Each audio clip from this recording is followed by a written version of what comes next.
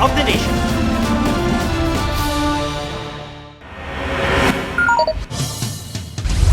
Okay. Ang barko din yan, tumagilid. Tumagilid at tumaob ang isang dredger vessel sa Rizal Occidental, Mindoro. Ayon sa Philippine Coast Guard, may kargang buhangin ng Filipino flag vessel. 13 Pilipino at 12 Chinese ang sakay ng motor vessel Honghai 16. Pero 8 Chinese at 6 na Pilipino pa lang ang nare-rescue kabilang ang kapitan ng barko na tumangging magbigay ng pahayag. 2 naman ang nasawi, isa sa kanila ay Chinese. Siyam pa ang nawawala. Base sa investigasyon, unang pagkakataong naghukay ng buhangin ng sand carrier vessel sa Rizal para sana maiwasan ang pagbaha roon at sa mga kalapit na probinsya.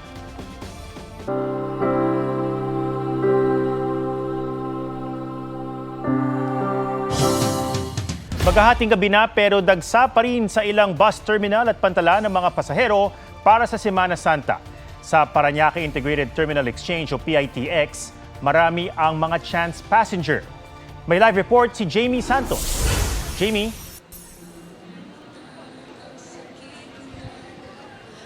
Marami na ang nagsisiuwian sa kani-kanilang probinsya ngayong Miyerkules Santo at pahirapan ng makasakay. Alas 4 pa lang ng hapon, mahaba na ang pila ng mga pasahero sa isang bus terminal sa Maynila. Puno na ang waiting area. Karamihan sa mga biyahe roon patungong norte. Kahit terik ang araw at matindi ang init, tinitiis ito ng mga pasahero. Marami ang ngayon lang nakabiyahe dahil sa trabaho at nag-ipon pa ng budget pauwi sa probinsya. Yung mga bata po kasi dito sa Manila may pasok pa, late po yung crossing nila. Matatagalan hanggang election na po. Kasama ang 8 iba pa, swerteng nakakuha ng tiket ang ginang na ito pa Cagayan. Wala pa po, nag-chance passenger lang po kami. Kararating ko lang po galing Hong Kong kasi. 72 bus units ang inilaan ng terminal na ito sa Maynila para sa Holy Week. Sa PITX, dagsa na rin ang mga pasahero. May mga nakabook na pero marami pa rin ang chance passenger. Matapos ang ilang oras, swerteng nakakuha ng tiket si Almar Panaga. Napakainit. Wala na daw pong aircon na sasakyan. Ano po yung nakuha natin, sir? Ordinary pero lang po. Basta makauwi lang po. Mahirap nang makakuha ng tiket papuntang Bicol. 58 sa 83 na biyahe ay fully booked na ngayong Miyerkules Santo. Bagaman may 8 extra trips namang inilaan. Si Yoli at Lomar dito na sa terminal nagkakilala. Ano po sabi sa inyo doon, sir? Puno na po. Busy po sa trabaho, mami. Paano, sir, kung pagdating doon wala pa rin? Walang magawa, bukas na lang siguro. Makauwi lang sa pamilya. Kung wala rito masasakyan, Ano pong plano natin? pwede naman pumunta muna ng turbina. Transfer ulit. Dalawang transfer. Sa mga biyahe pa norte, 16 sa 88 trips pa lang ang fully booked kaya may available pa. Marami pa ring biyahe papuntang Visayas, Mindanao, Laguna, Batangas at Quezon. Tuloy-tuloy ang mga biyahe sa PITX bukas, Huwebes Santo, kabilang na ang mga patungong Bicol. May ilang limitadong biyahe rin papuntang Visayas at Mindanao. Pagdating ng Biyernes Santo, karamihan ng biyahe sa PITX ay suspendido. Magbabalik normal ang operasyon ng mga bus sa Sabado at Linggo ng pagkabuhay.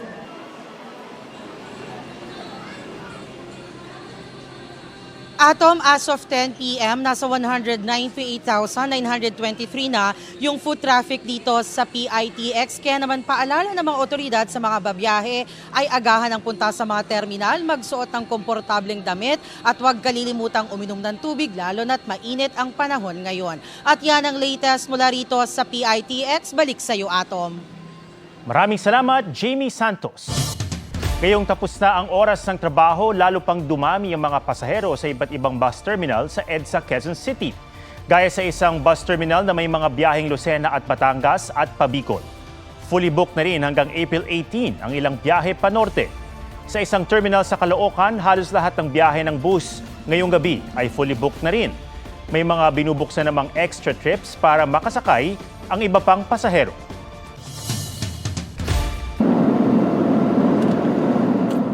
Maluwag na ang trapiko ngayong gabi sa North Luzon Expressway o NLEX. Malayo ito kumpara sa tukod na daloy ng trapiko na nagsimula bandang alas 3 ng hapon. Kita sa kuha ng drone ang dami ng sasakyan na nakapila sa Balintawak Toll Plaza pa lang. Pero pagsapit ng alas 5 ng hapon, mas lumuwag ang traffic. Sa EDSA Balintawak bago pumasok sa NLEX, may kaunting bagal ng trapiko. Pero yan ay yung mga pamonumento. Maluwag pagpasok sa NLEX. May pagbigat lang paglagpas sa Balintawak Toll Plaza. Sinubukan din naming dumaan sa Mindanao Avenue papasok ng NLEX. Hindi na rin ganoon kabigat ang daloy ng trapiko. Bumabagal lang pagdating sa bandang dulo ng Smart Connect. Muli naming sinubukan baybayin ang pagpasok ng NLEX bandang alas 7 ng gabi. Mas lalo pang lumuwag ang trapiko. Ayon sa pamunuan ng NLEX, hindi lang daw sa Balintawak area ang maluwag, kundi sa buong NLEX talaga. Posibleng nakaapekto raw sa maagang traffic ang half-day work from home ng mga kawani ng gobyerno ngayong araw. Pero posibleng natuto na rin nila ang mga motorista sa mga nakaraang mahal na araw. Taon-taon na yung nararanasan nilang sobrang bagal yung daloy ng traffic natin dahil sa volume. Mula po hapon ng Miyerkules hanggang halos tuloy-tuloy yun dahil madaling araw pa lang po ng Huwebes hanggang hapon ng Huwebes talagang ganun po yung sitwasyon po natin. So maaaring yung ating mga kababayan ay inagapan na po nila yung pagbiyahe nila. Pwede raw maihalin tulad sa normal na araw ang dami at daloy ng mga sasakyan ngayong gabi. Pero asahan daw na daragsa pa rin ang mga babiyahe mamayang madaling araw hanggang makapananghali. Lalo't may pasok pa ang mga pribadong kumpanya ngayon at bukas pa posibleng umuwi. Sa normal na araw ay 350,000 ang mga sasakyan ng daily average ng mga dumaraan dito. For the number, sir, approximately nag-i-increase po tayo ng around 10% for the whole duration po yun ng Holy Week. Atom, hanggang sa mga oras na ito ay hindi pa rin naman ganun karami yung mga sasakyan na dumarating dito sa Balintawak Toll Plaza. Itong nasa likuran ko, yan yung cash lane, kaya normal na mabagal. Pero yung sa lane na may mga RFID ay tuloy-tuloy naman yung pagtagos dito sa Balintawak Toll Plaza. Kaya kung ayaw maabala, mag-load na lang po ng inyong mga RFID para tuloy-tuloy ang biyahe. Atom. Maraming salamat, Nico Wahe. Ilang biyahero ang naaresto sa gitna ng Holy Week Exodus. May nahulihan ng baril at bala sa paliparan habang ang isa nakuhanan sa checkpoint ng 100 milyong pisong halaga ng droga. May report si Ian Cruz. Imbes na sa Singapore, sa kulungan ng PNP Aviation Security Group, nawi ang bakasyon ng isang negosyanteng inaresto sa NAIA Terminal 3. Ayon sa PNP Aviation Security Group, nasa final check na ang lalaki nang harangin ang airport security. Nakita kasi sa loob ng kanyang hand-carry backpack ang kalibre 40 baril, 2 magazine at 22 live bullets. Nung tinatanong siya, laruan daw niya ito sa kanyang farm. Parang hindi natin masabi na nalimutan niya kasi pag ikaw pasahero, bago ka magligpit o mag-impake ng bag mo, imposible naman na hindi mo makita. Firearm yun Wala raw na ipakitang dokumento para sa baril at bala ang lalaki. Maharap siya sa reklamong paglabag sa Comprehensive Firearms and Ammunition Regulation Act at paglabag sa Omnibus Election Code. Mula noong linggo ng palaspas, 5 bala na ang nasabat ng PNP Aviation Security Group sa ilang pasahero. Mula Palm Sunday hanggang Holy Tuesday, mahigit 433,000 na pasahero na ang dumaan sa 4 na terminal ng NAIA. Sa Batangas Port, humaba ang pila sa mga ticket booth. Fully booked na ang biyahe Pakatiklan, Kulasi, Roa City via Romblon at Sibuyan. Sa datos ng Philippine Coast Guard, umabot na sa mahigit 77,000 ang mga outbound passengers sa lahat ng pantalan. Ang mga bumiyahe naman sa South Luzon Expressway naipit sa matinding traffic. Pero hindi raw yan dahil sa volume ng sasakyan, kundi dahil sa ilang aksidente. Alas 3 ng hapon, 4 na sasakyan ang nagkarambola. Sinundan pa yan ng sagian ng bus at closed van. Nagdudulot din ng traffic ang mga nasisirang sasakyan. Sa Catbalogan, Samar, sirang fog light ang dahilan kaya hinarang ang isang sasakyan sa checkpoint ng Highway Patrol Group. Nang inspeksyonin ng pulis at PIDEA, nakuha sa loob ng sasakyan ang umano'y 15 kilo ng hininalang shabu na higit 100 milyong piso ang halaga. Inaresto ang driver ng sasakyan. Ian Cruz nagbabalita para sa GMA Integrated News.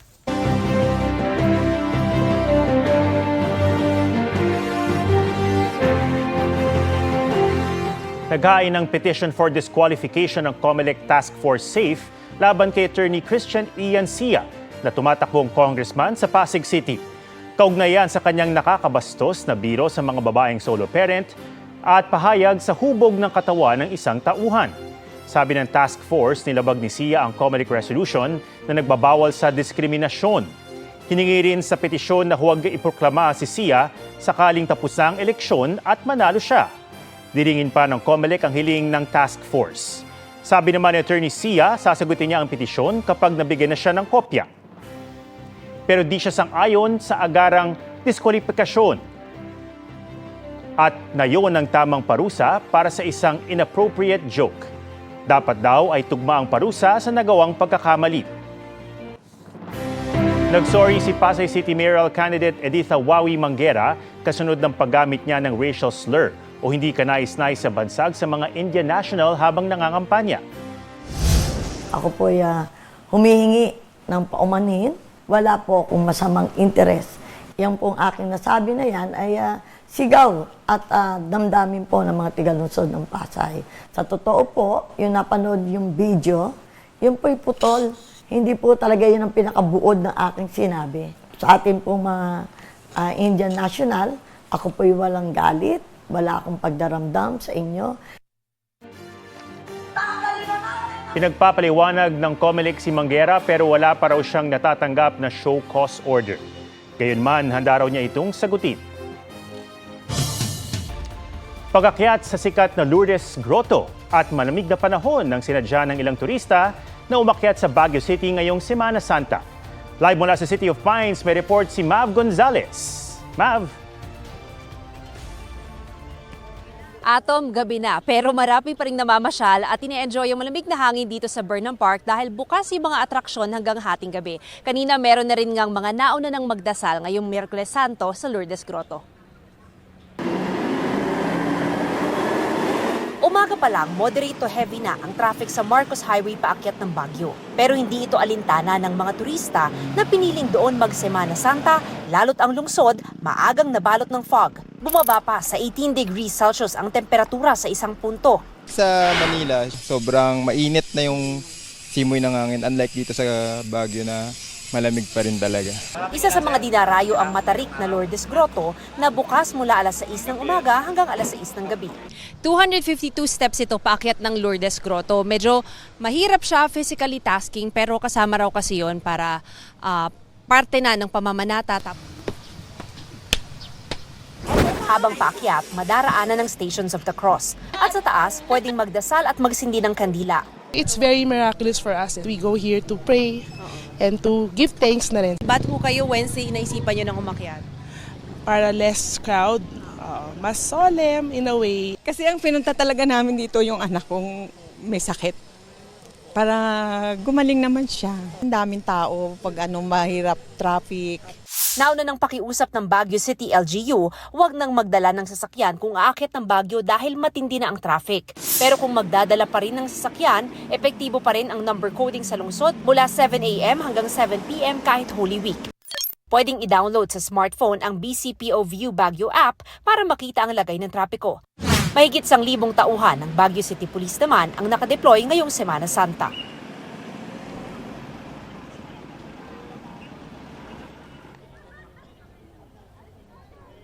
Atom, bukas inaasahan na dadagsa yung mga turista dito sa Baguio City. Pero sa ngayon, malawag pa parehong Cannon Road at Marcos Highway paakyat ng Baguio. Mas marami pa yung mga pababa. Atom?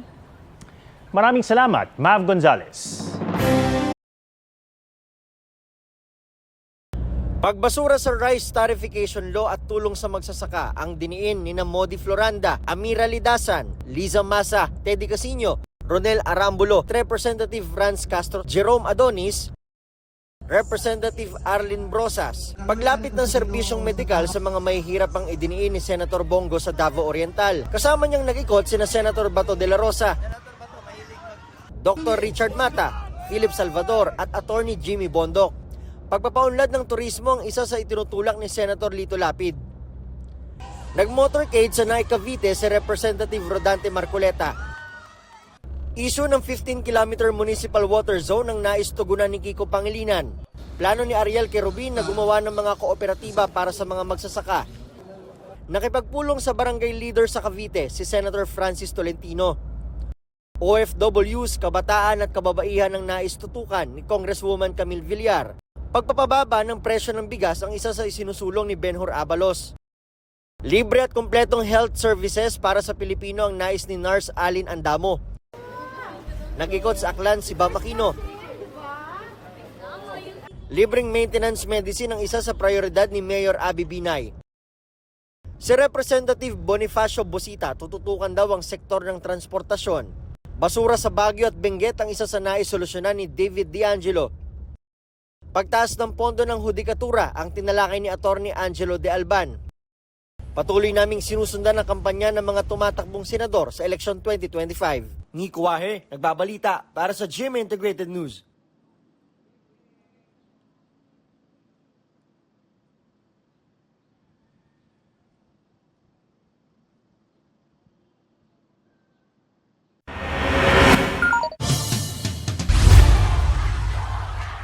Napuno ng tensyon ang graduation ceremony sa isang paaralan sa Lawaan, Antique. Bago kasi ang graduation march, paakyat ng stage, hinahubad ng principal ang mga toga ng mga estudyante. Ikinagulat at ikinadismaya ito ng mga magulang at graduating students ng isang national high school.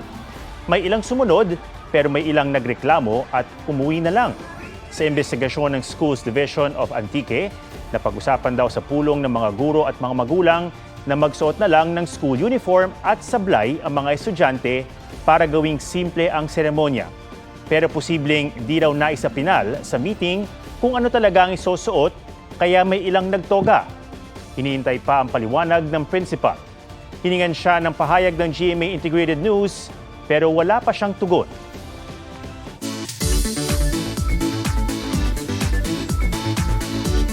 Ngayong long weekend, kung hiking ang trip na malapit lang sa Metro Manila, pwedeng dayuhin ang isang bundok sa Rizal na beginner-friendly.